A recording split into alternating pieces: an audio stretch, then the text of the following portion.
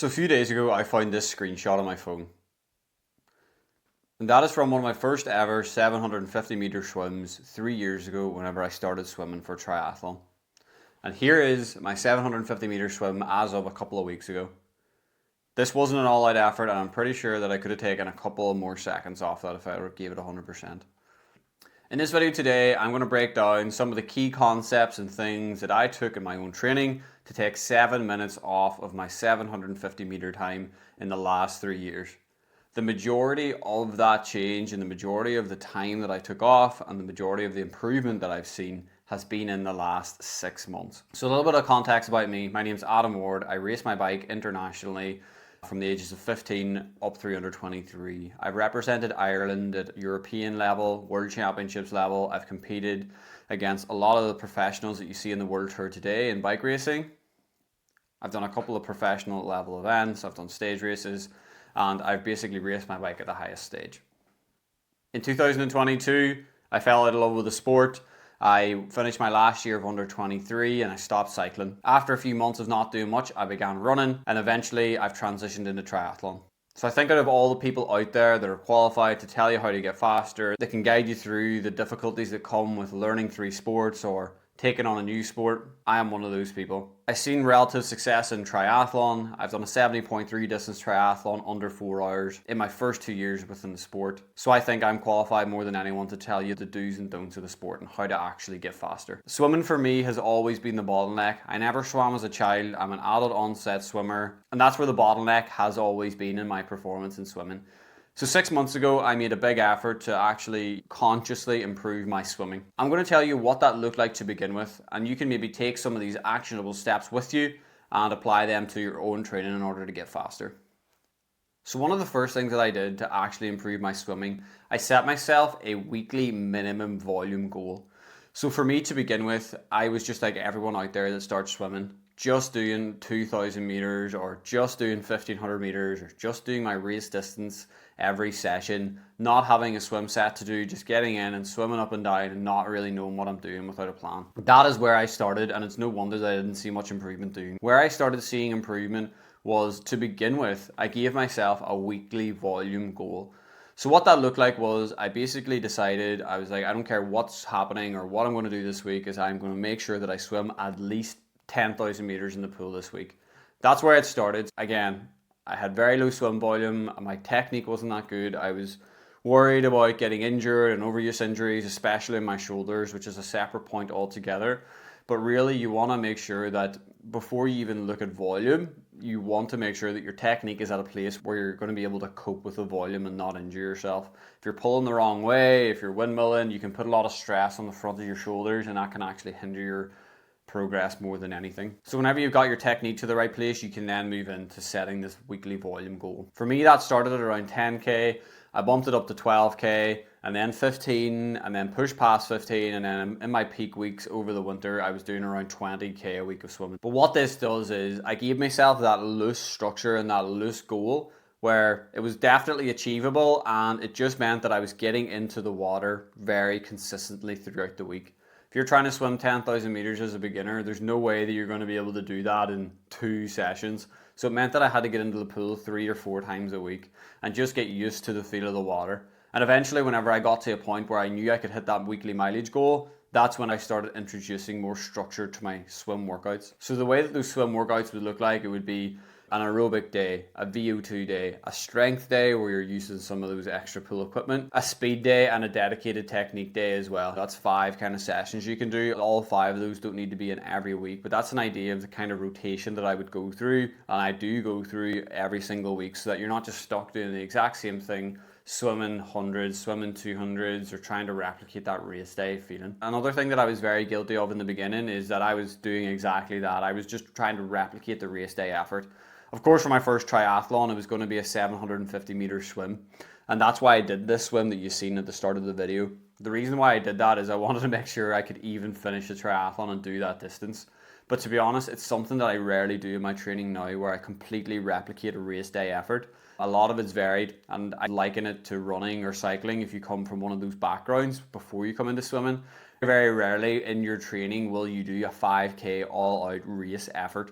You're not going to do that if you're training for a 5K. Same with the bike. If you're training for a road race, you're never going to go out on a Saturday or Sunday and do a full out all day like race effort where you're going to try and sprint out of corners, attack up hills, go into zone 5. It's just not how you do it. You just periodize your training properly, and then whenever race day comes, you give it your all and you make sure that you've put plenty of hay in the barn, so to speak. And so if you're trying to do this and you're swimming, if you're trying to replicate race day efforts like I was in the beginning, this is not how you get faster. It might give you the confidence or give you an estimate of where you might be on race day, but it's really not something that's necessary. And if you're doing it week in, week out, it can be very hard. So video feedback is the next sort of thing that I've done, and I've always done this throughout my sort of swimming journey, particularly in the beginning whenever I was flying solo by my own without having the help of coaches and technical experts. That's something I'll get into next.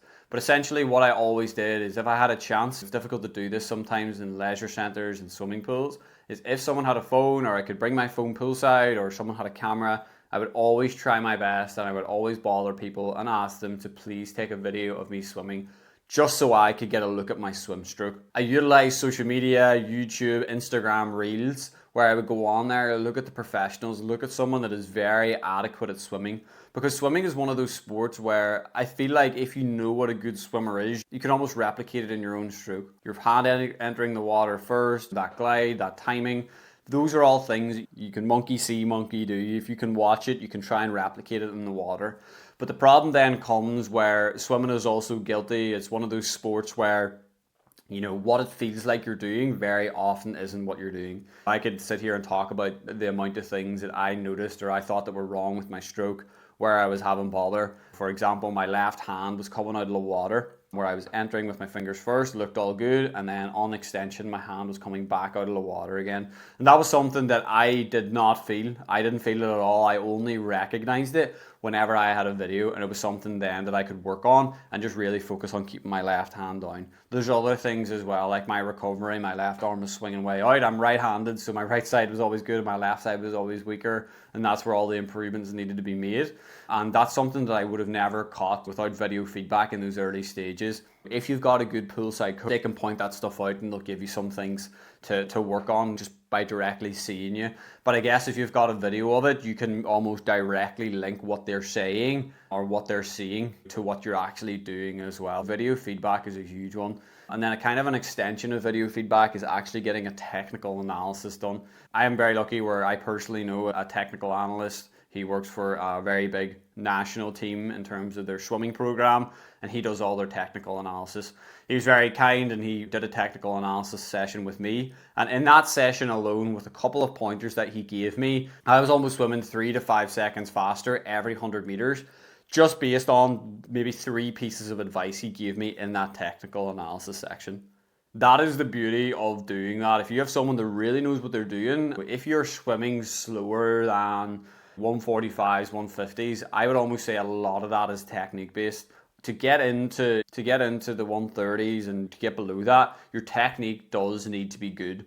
But if you're swimming at 230s, if you're above that, you can almost take 45 seconds per 100 off there, purely based on technique, and then the limiting factor becomes your fitness. And I think that is the real goal for all triathletes and maybe all swimmers as well, is really just to get your technique to a place where the limiting factor is your own fitness. Because swimming is one of those sports where you can be super fit on the bike and super fit on the run, but if you don't have the technique, you're never able to showcase that in the water. You really need to work on that technique, and if you can get a technical analysis and if you can work with a poolside coach, that is all the better. I touched on this already, but something that I definitely want to mention too is just frequency of session. For me, whenever I was doing my bigger weeks over the winter, something that I really tried to focus on was just those double days, because I really made a conscious effort with my swimming. Triathlon is one of those sports where you have the beauty of being able to focus on one certain side of your sport, or maybe a weakness that you've got for a period of time, to really focus on that and maybe give the other two the backseat where you can just maintain your current level. But for me, I was almost happy to let my biking dip a little bit, because I've been biking for years and it's something that I was happy with my level, and I just knew that I wanted to swim faster, so I was almost happier to gave my bike in the back seat while I focused on my swim and I focused on my run as well. And something that I really tried to do with that frequency is basically every day, 5 days a week, sometimes 6 looked like, is a swim and a run, or a swim and a bike, or a swim and a bike and run. Every single day was swim and something. And I basically picked that up from just being around professional triathletes, some of the best sort of triathlete swimmers in short course and long course triathlon. And basically those guys are in the pool every day. It's always double days, and it's just about properly structuring your week so that you can hit all the zones that you want to in your swim sessions, and that your biking and running is also, you're able to get the quality in there as well. For example, if you've got a very hard VO2 or sprint or threshold session in the pool, it may be a big ask in the early stages of your training journey to go straight into a threshold effort or a VO2 effort on the bike or run as well. So it's just about looking at the whole sport, looking at the sports as a whole and not just focusing on them individually. And if you can properly structure your week, hit the correct zones across all three, that's where the magic is made. Another big one, and if you follow me on Instagram, if you don't follow me on Instagram, make sure that you do. My @ is @AdamWard. I talk about this a lot on Instagram, where one of the biggest improvements and one of the first things that I ever noticed whenever I trained with some of these elite level and professional triathletes is that none of them wore a watch in the pool. You might ask why. It doesn't make a difference. I'm not going to be able to upload it to Strava, and I completely get that. For my first 2-3 years of swimming, I always wore my watch religiously. I loved uploading it to Strava. I loved keeping a track of what my pace was. And to a certain extent, you can maybe see what the progression you're making as you start. But to be honest, the main reason why I ditched the watch was, of course, I think there was a little bit of social pressure where the other people that I was training with didn't have one on, and they were always cracking jokes and saying, "I need that, professionals don't use it and the best swimmers don't," which is true. And that's one reason, of course, but the main reason why I stopped is the thing that I noticed is whenever I ditched my watch and I stopped bringing it to the pool, I had more good sessions than bad sessions. And I tell you this because I went through a period where I was phasing my watch in and out. I would use it for a session, I wouldn't use it for a session. And the real thing that made me want to stop and never switch back was I noticed that whenever I wore my watch to the pool, I was swimming up and down, I was clicking lap, and I was looking at the times, and I wasn't happy a lot of the time. I wasn't happy more often a lot of the time, if that makes sense. So I just found that if I was doing reps of 100s or 200s and I was looking at my watch, the time that my watch was saying was being discouraging to me. It was almost saying that I was slower than I thought that I should be, and I was feeling more discouraged, and I was having more bad sessions than good sessions, or I was having a bad session a lot more often whenever I brought my watch.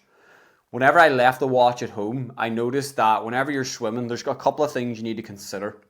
For a lot of people, the difference between a good rep and a bad rep in 100 or a 200 is a couple of seconds per 100. For example, if you're right on the borderline of a 10. So for example, if you're swimming around 130s, the difference between a good rep and a bad rep for 100 could be 2 seconds, where if you do a 129, you'll be super happy and you'll be like, you know what, I'm feeling really good. But if it's 2 seconds slower and you're doing a 131, you're going to think, well, like I was swimming 130 last week, I should be a lot faster. But to be honest, whenever you have a watch, you're really giving up 1 to 2 seconds every time you start and stop it. For example, so if you're trying to start your watch at the poolside and you click start, and now you need to hold the pool wall and you need to get a proper kick off the pool wall and get started. So it'll do two things. It'll make your start not as smooth, and it'll also slow you down a little bit in the beginning as well. So that's 1 or 2 seconds already lost. And the same again for finishing. You know what I mean? A lot of the time you're not going to be able to finish well at the wall because you're so concerned about stopping your watch. Or if you finish the rep out, you'll hit the wall, and then now you need to take a second to hit your watch, and then you're losing some time there. Your watch is telling you that it's 1 to 2 or 3 seconds slower, and you feel a lot worse about the performance than you actually should. And I found if you use the pool clock, or you can bring your own pool clock, if you look at the pool clock, the big ones on the side of the wall, the pool that I was swimming in whenever I was in Spain had a really big, huge, great one. Whenever you hit the pool wall, you can look at it and you'll know exactly what time you've finished in as soon as you look over. It's going to take half a second to look at the pool wall and be able to figure out what you've done for that. And a lot of the time, if you're like me, my eyesight isn't that great, and a lot of the time I would see I'm in between a couple of seconds, or I'd see that I'm in around where I would want to be. And for me, that was always better. You know what I mean? I would always be happy to round down and think, yeah, I'm going a little bit quicker than I think. I would always give myself the benefit of the doubt rather than looking at a watch and it's saying nothing but a completely static figure that's telling you something that you maybe don't want to see. So yeah, those are a couple of the things that I have learned over my last few years of swimming, especially in the last 6 months. And I've brought my swim times down. I think I've taken just about 7 minutes off my 750 meter time in 3 years. And to be honest, the majority of that improvement has been in the last 6 months. I think as well with swimming, it's almost to get to that 130s, it's easier to do, and then whenever you get to the 130s to push into the 110s, it almost takes a lot more work on top. But to be honest, you really can make a lot of good improvement just by following those very simple, clear-cut kind of steps and structure to your training week. I do coach athletes. I help people one-to-one improve across swim, bike, and run. I've been doing this for a long time, and it's something that I'm very passionate about. If you want to hear more about what it looks like to be coached by me or to work with me one-to-one to prepare for your next half Ironman or full distance Ironman or triathlon or endurance event in general, then please just drop me a follow on Instagram and send me a DM on there, and I'd love to have a conversation. Or if you've got something in particular about your swim stroke that you're struggling with, or you want to ask me a question, I run my own Instagram account. I read every message that I get, and if you want to send me over a video of your swim stroke and you want your 2 cents from me, by all means, please do it. I'll be happy to help you out. Yeah, make sure to drop a comment if there's anything you want me to cover next in the next few videos, or if you've got any questions about what I've spoke on today. And yeah, if you've enjoyed it, leave a like. And if you want to see more of this stuff, make sure that you subscribe. Talk to you soon.